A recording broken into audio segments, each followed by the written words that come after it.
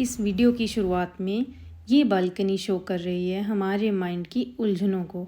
बहुत सारी बातें कई बार हमारे माइंड में एक साथ चल रही होती हैं, जो कि आपस में उलझकर हमारे हेडफोन्स की वायर्स की तरह हो जाती हैं, या फिर कह लीजिए मेरी इस बालकनी की तरह हो जाती हैं। तो आइए आज आपको एक ट्रिक बताती हूँ अपने माइंड को क्लियर करने के लिए।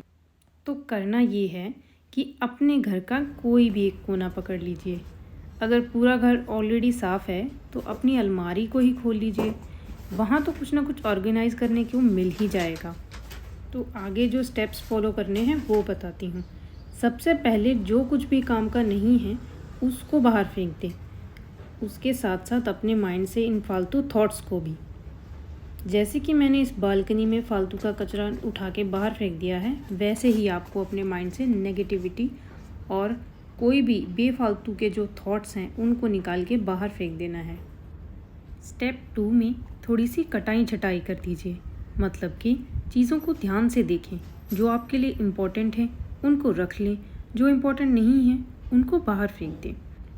इस स्टेप के बाद आपके पास बच जाएंगी हरी हरी फ्रेश पत्तियाँ, जो कि हमारे पॉजिटिव थॉट्स को रिप्रेजेंट करती हैं। अब अगले स्टेप में हम इन सब चीज़ों को ऑर्गेनाइज़ कर लेंगे। यहाँ पे जैसे मैं गमलों को ऑर्गेनाइज़ कर रही हूँ, तो इसका मतलब है जो भी इम्पॉर्टेंट थॉट्स हैं उनको प्रायोरिटाइज़ कर लें। इस स्टेप के बाद आपको एक क्लियर सी पिक्चर दिखने लग जाएगी। अब हम यहाँ पे अच्छे से झाड़ू लगा देंगे और पोछा मार के इसको अच्छे से क्लीन कर लेंगे। इसका मतलब है कि अपने माइंड को फोकस कर लेंगे जो भी इम्पॉर्टेंट चीज़ें हैं उनके ऊपर। ऐसा करने के लिए आप एक नोटबुक और पेन का यूज़ कर सकते हैं। अपनी जो प्रायोरिटीज़ हैं उनको नोट डाउन कर सकते हैं।